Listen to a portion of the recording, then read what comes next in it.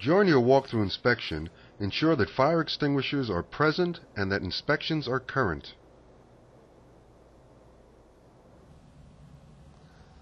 Well, this is my lab. Right here is the satellite waste storage area where we keep our cyanide waste. Okay. Great. Everything's labeled and contained. And I was just looking up through that window. I noticed that there's no smoking signs, and I noticed a couple downstairs too. That's great. Yeah, and actually we have a 15-foot perimeter that no one can smoke around the building. Excellent. Let's go take a look at your emergency contact numbers. It's right over here. This details all the contacts for the police, fire, medical, poison control, hazardous material emergency contacts. Okay. Hospitals too, I notice. Yep, that's North Medical Center. Okay. And how far away is that? 4.5 miles from here. Okay. And do you have personal protection equipment for this area? Yes, I have some right here, but I'd really like Heather to explain that. Okay. Hi, my name's Heather Gallant. As an inspector, you may have to wear different types of personal protective equipment, or PPE, such as this hard hat, if there are overhead obstructions or if their company policy dictates. Also, you may have to wear eye protection. This is an example with side shields for splash resistance. This is a different type of eye protection that is a wraparound style. Here are some hearing protection. This is an example of sturdy work shoes.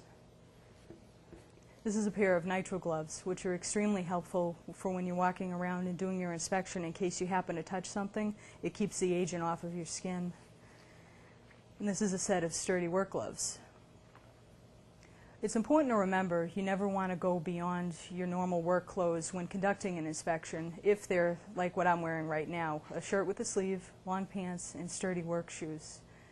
Also, when you're walking around doing your inspection, try to remember not to place your clipboard down anywhere because there may be spills, and it would transfer from the back of your clipboard onto your vehicle, or back to your office, which is not good. Also, you want to remember that one of the top reasons why inspectors get injured are slips, trips, and falls, so that's why it is so important to have the proper protective equipment, including sturdy work shoes. Also, if you're uncertain of what type of personal protective equipment to wear at the facility, talk with the facility manager and they'll be able to assist you in the decision making. Thank you, Heather, for the presentation on the proper PPE. John, do you mind if I take a look at the rest of your lab? Yeah, go for it. Thank you. Ensure smaller containers containing chemicals decanted from larger containers are properly labeled. I notice that you have everything labeled over here. That's great.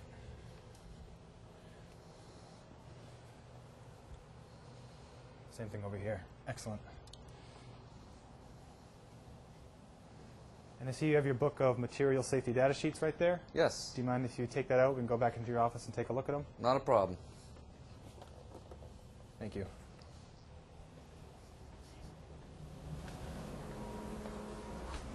Have a seat.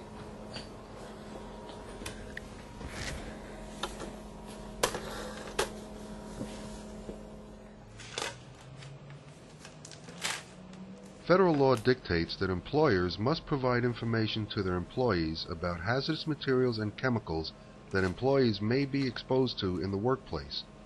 The vehicle for that information is the Material Safety Data Sheets. The inspector must check that each chemical found in the facility has a corresponding Material Safety Data Sheet. So one last thing, let's go take a look and observe the exterior of the facility. Okay.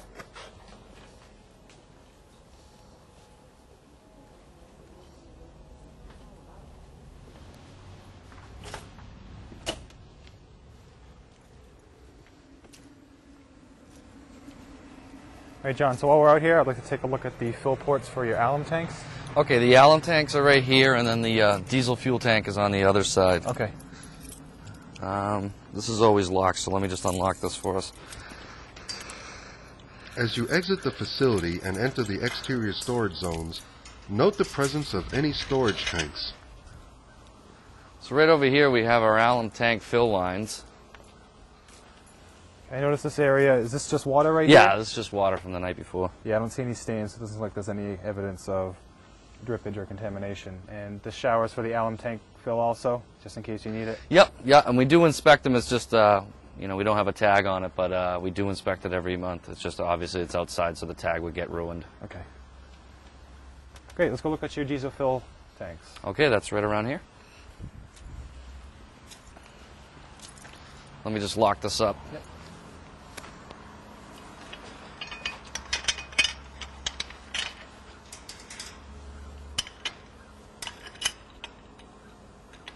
The inspector should also walk around the exterior of the facility to ensure proper exterior storage of any hazardous material and determine if there has been any evidence of a release.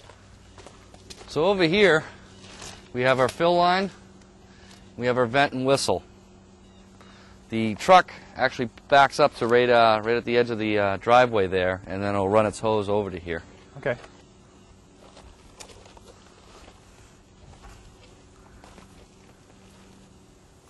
I don't see any staining in the soil or damaged vegetation, so that tells me that there hasn't been any spills or anything like that when you're pumping the fuel into your fills.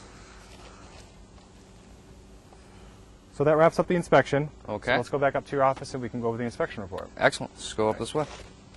Any violations identified during the inspection should be noted on the inspection form and a copy provided to the site contact with a time frame for correction. Okay, so I'm just going to take some notes and finish up the inspection report, okay? Okay. I'll probably take some too.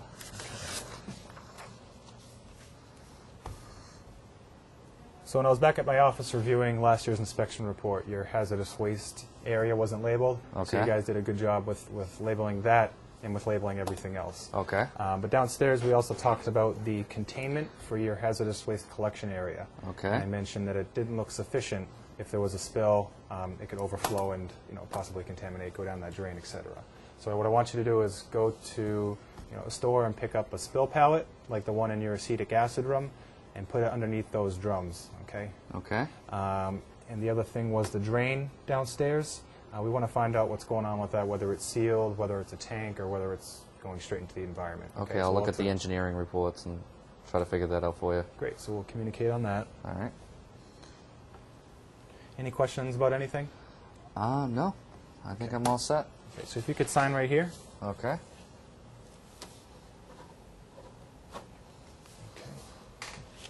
And this is your copy. Okay. Okay. And you have my contact information. Yeah. So feel free to give me a call about any questions, and we'll talk about that drain issue. Okay. Right? Thank you very much. Thank you very much. Let me walk you out. Thank you. It should be explained that a follow-up inspection to confirm corrections may be conducted, and if compliance is not achieved, a fine may be issued.